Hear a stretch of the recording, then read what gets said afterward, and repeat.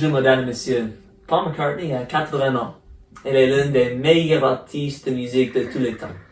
Et a été l'une des principales raisons du succès massif des Beatles.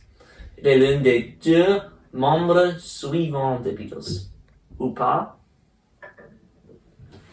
Tout le monde pense que Paul McCartney est mort dans un accident de voiture en 1966. Selon le Rolling Stone, cette théorie a été popularisée par Russ Gibbs sur son émission de radio WKNR, où il a joué des chansons célèbres des Beatles à l'envers.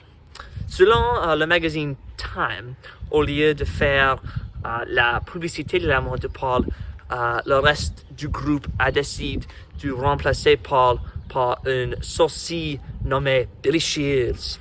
Cela a été fait pour ne pas nuire à l'image des groupes ou des ventes de disques. De manière surprenante, Billy Shears était capable de chanter comme Paul, de jouer de la basse comme Paul et de partager la personnalité joviale de Paul. Cette théorie serait moins populaire sans des preuves convaincantes. Alors, laissez-moi descendre parce que je vais te monter des indices possibles que Paul est vraiment mort. Je suis désolé. La croyance est qu'après un certain temps, le groupe a commencé à se sentir coupable et émotif pour ce qui s'était passé. Pour libérer cette émotion, ils ont commencé à laisser tomber des indices dans les chansons et œuvres. Regardons quelques-unes des chansons des Beatles jouées à l'envers. On croit que c'est laquelle le groupe a laissé la plupart de ces indices. Écoute Strawberry Fields Forever et la phrase anglaise We sing it man, we be reverse.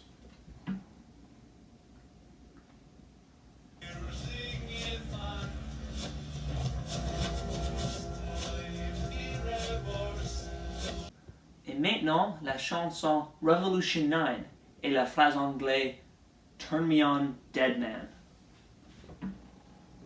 Turn me on, dead man. Turn me on, dead man. Turn me on, dead man. Turn me on, dead man. Et maintenant, la chanson Glass Onion et la phrase Paul took the wrong road.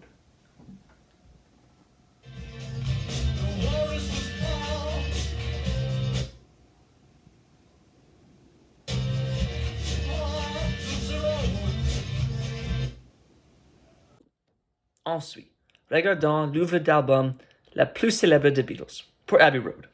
Les Beatles nous ont donné de nombreux indices sur ce prochain album. John, George et Ringo marchent tous dans un proc funèbre qu'ils ont admis. John portait tout blanc comme un ecclésiastique. Ringo, le deuil, vêtu du noir. George portait un jean comme un fossoyeur. Et Paul ne portait pas de chaussures. Il n'en avait pas besoin parce qu'il était mort. Et s'est éloigné des autres. Alors, est-ce que je crois à cette conspiration? Paul est mort? Bien sûr que non. Tout d'abord, si Paul est vraiment mort, pourquoi le cacherait-il de cette manière effrayante? Juste pour soi-disant aider le vent? Les Beatles étaient le plus grand groupe du monde et la mort de Paul a peut-être même augmenté la popularité et le mysticisme. Deuxièmement, comme l'a souligné le New York Times, à la fin des années 60, je ne crois pas un second qu'il ait pu trouver un parfait saucisse qui était aussi un génie musical. Après la date de la mort de Paul, il a écrit Let It Be, Get Back, Blackbird, la chanson que j'ai jouée au début, et Hey Jude, quelqu'une des plus grandes chansons de tous les temps. Paul aurait aussi une carrière musicale très réussie après la dissolution des Beatles. Il est impossible qu'il ait pu trouver quelqu'un qui avait l'air identique et qui était aussi l'un des génies musicaux, les plus doués de tous les temps. Et, troisièmement, la chanson entière jouée en arié et un tas de conneries.